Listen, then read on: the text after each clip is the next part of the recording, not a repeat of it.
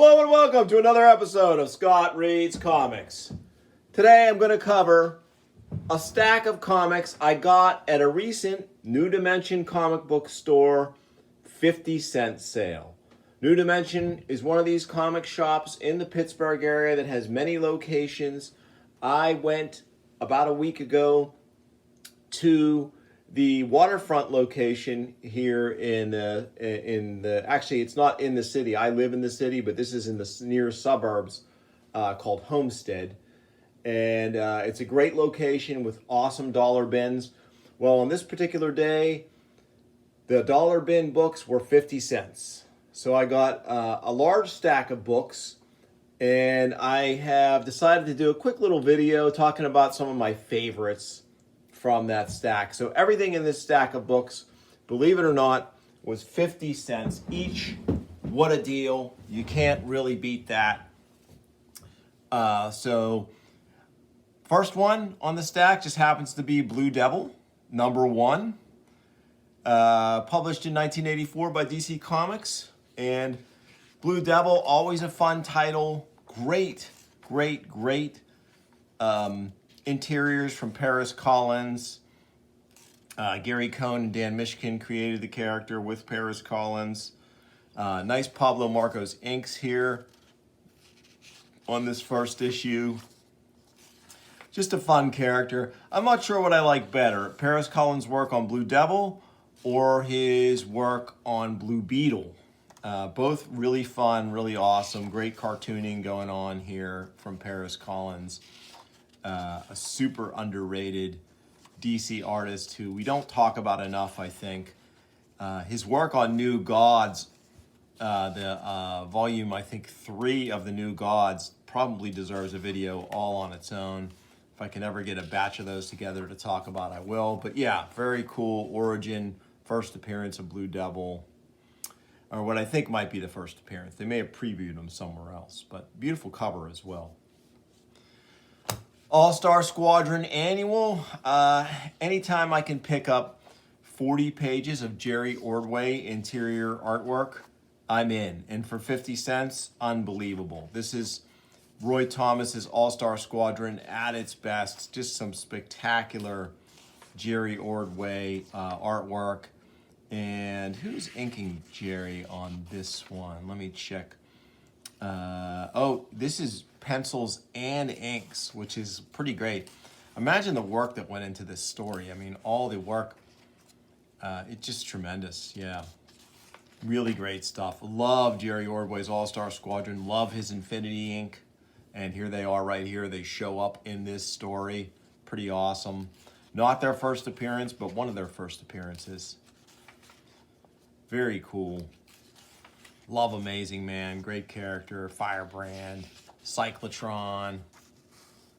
Yeah, great stuff. Look, Ragdoll, really cool, creepy villain. Psycho Pirate, who would go on to play a big role in Crisis. So yeah, All-Star Squadron Annual 1, 50 cents. Oh, I love this one. Marvel Tales 203, published in 1987 by Marvel Comics.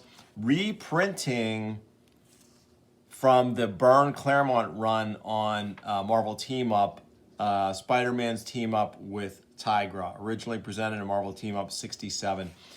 They had a pretty cool long run with lots of highlights. This one might be low-key one of my favorites of their run on Marvel Team Up. I just love it. And the reproduction here is pretty nice. They have sort of, by this point, mastered the flexographic process. At this point in 1987, so that's not as blotchy, and it's just a nice alternative to the newsprint, without, of course, being slick paper, which, again, I'm never a fan of. So yeah, great story. Love this one. Love the team up with Tigra. Kraven's a great foe. Very cool. And then we have Peter Porker backup story with Joe Albilo artwork, which is pretty great. We're going to talk about great cartooning. Peter Porker, the Spectacular Spider-Ham, pretty awesome. So very cool. I picked up this Star Trek because I rarely buy Star Trek comics. I'm not a huge Trekkie. I like Star Trek, but The main reason I picked this up for 50 cents, which funnily enough was the cover price, was because it has a great Dave Cockrum cover and awesome Dave Cockrum Claus Janson interiors, which I really like. So I just really bought this for the art. Definitely going to read the story. The nice thing about comics from this era is when you sit down to read a comic from this era, you're getting a lot of comic book for your money. In this case, 50 cents. And who doesn't love this awesome house ad here in this one too? Really great. So yeah, fun story. Great Dave Cockrum artwork. Speaking of Dave Cockrum, I'm going to have a little more Dave Cockrum to show you here in this stack, starting with this True Believers #1. I love the binary character. I love Carol Danvers. I love Ms. Marvel so much. I can't ever pass this particular issue up, even if it's in a slickly produced True Believer version of X-Men 164, which is what this is. This is kind of the first appearance of Carol Danvers as binary. And of course, all these True Believers were tied into current comics Marvel was doing at the time of the publication. So they were really pushing Captain Marvel hard with Carol Danvers, and Ms. Marvel with, forgive me, I forget her name. But anyway, very cool. Awesome Brood Saga. I love this Cockrum. Again, Cockrum artwork in here is really nice. I think Bob Weisek is inking it. Yeah, awesome stuff. A lot of fun. This one was cool. I love a good what if story, and I've featured a few of them extensively on the show. What If Volume 2, number 62. The thing that caught my eye about this, What If Wolverine Battled Weapon X, is Ron Randall does this cover, which is kind of Barry Windsor Smith-esque, because they are obviously going back to Windsor Smith's seminal work with the Weapon X storyline in Marvel Comics Presents. But look at the brilliant way that Ron Randall apes Barry Windsor Smith's style in these opening pages. Just great. And this story, written by Kurt Busiek, is straight up great. I have to give credit to Art Nichols as well, inking Randall, because he helps complete the puzzle of trying to reproduce a Barry Windsor Smith-esque style. We should probably also take a moment just to highlight the coloring here. And Stephen Whitaker is the colorist. So those three artists in tandem basically create a pretty incredible version of a Barry Smith story that never was. So really cool. It's got some cool twists in it, a cool take on Alpha Flight if you're an Alpha Flight fan. Sort of a proto-Alpha Flight here. Yeah, fun story and stylish story. Next up, I want to grab all of these Justice Society books. I'm not sure how many there were in this series, but Len Straczynski, Mike Parobeck, and Mike Mocklin give us a tale of the All-Star Squadron in their later years.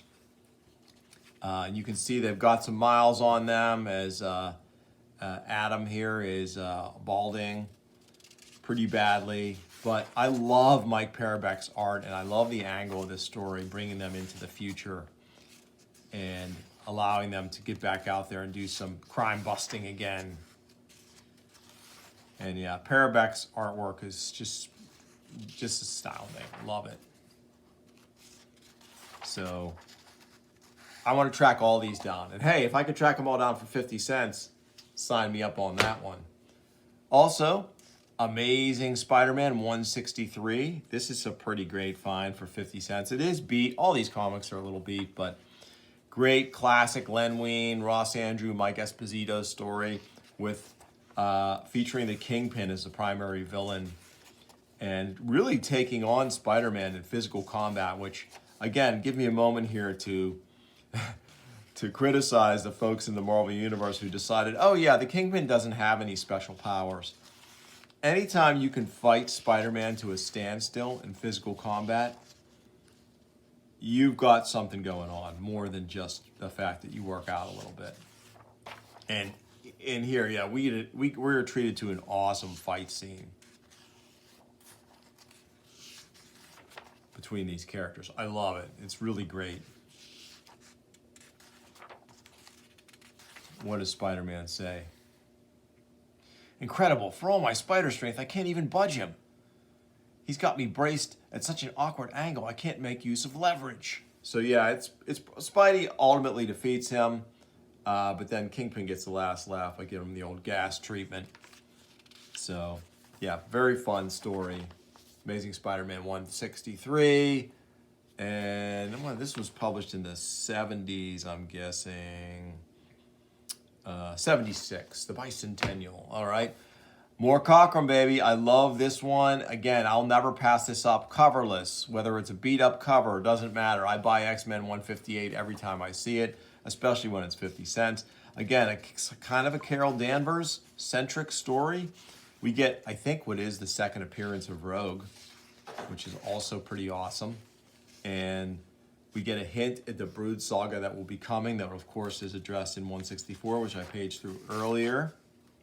These aren't in any order if you caught on. I just sort of randomly stacked them up. But I did save the best for last. You'll see that. Yeah, great stuff. Awesome fight scene. I've talked about this fight scene in other videos before. My favorite part here is when Wolverine kind of off panel punches Rogue through a wall, which I love. I love stuff like that. It's really great. Yeah, so great issue, X-Men 158. 1982, that was published. Power of Shazam, probably one of the newest books in this stack. I love Power of Shazam. And again, Jerry Ordway, but this time writing. But the artwork of Peter Krause and Mike Manley is incredible. So very cool. I want to get this whole series, and if I can get them in dollar bins, and I think I can, because I think Ides and other dollar bins around the city have these, I'll get as many as I can through that route. Because this is just such a classically great take on Shazam, on Captain Marvel. Very cool. Captain Nazi. Yeah, awesome. Okay. My buddy Jan and I always talk about this issue. New Mutants number 21, the Slumber Party issue. We love it. It's my favorite Bill Sienkiewicz issue of New Mutants. Let me take it out of this bag. And I just revealed one of the other issues that I'm going to be showing off, but that's okay. Yeah, I love it. And now I have this one already. This comes in two versions. There's the scrawled price, and then there's another version. I think it's the comic shop version, which has a regular price. So the newsstand version has this Bill Sienkiewicz scrawl on the corner box, but the comic shop version had a more standard. My buddy Jan's looking for a copy of this, so for 50 cents, I've nabbed him one. Now, it's not in the best shape in the world, but we like reader copies of this anyway, and it's phenomenal. It's Bill Sienkiewicz at his best on this run. Really think it's great. So much fun, this issue. And as I've said, initially I was bummed out by Bill Sienkiewicz's arrival on the title because I'm such a big Sal, Tom Mandrake fan, but with the benefit of years and time, the genius, I can see it. I can totally see it, and I love it. And I like all of his work on New Mutants from that period. It's just great. So really awesome. 1984, what a year. Okay.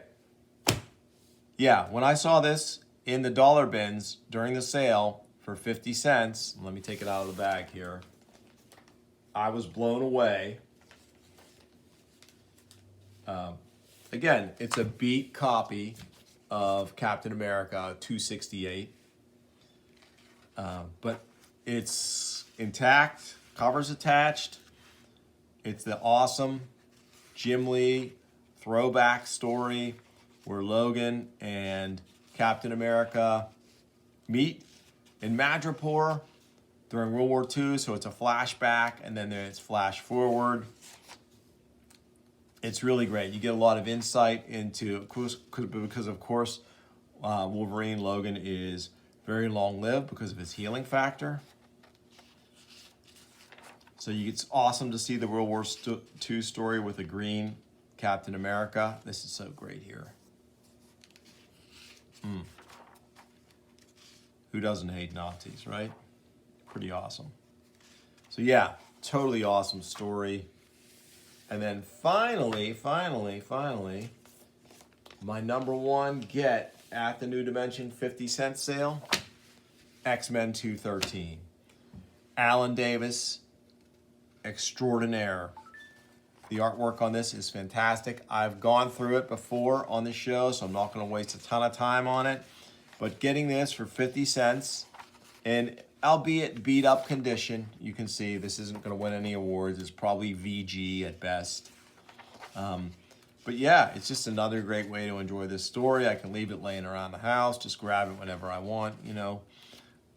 Don't have to be precious with it, because again, I paid 50 cents for it. And maybe, because I have 3 or 4 other versions of this, original and reprint, at some point, maybe it'll make its way into a little library here in Pittsburgh. A lot of times that'll be what happens when I get a stack of books. When I'm done going through a stack of 50-cent books, they will eventually matriculate into little libraries around Pittsburgh. So I like to spread the love. And yeah, fantastic stuff. So yeah, so that's it. My big 50-cent bin pulls, of course, were X-Men 213 and 268. But so much other great stuff in this stack. Really fun. And yeah, I hope you enjoyed it. If you did, please like and subscribe. Tell your friends, and I'll bring you more soon on Scott Reads Comics. Thanks for watching.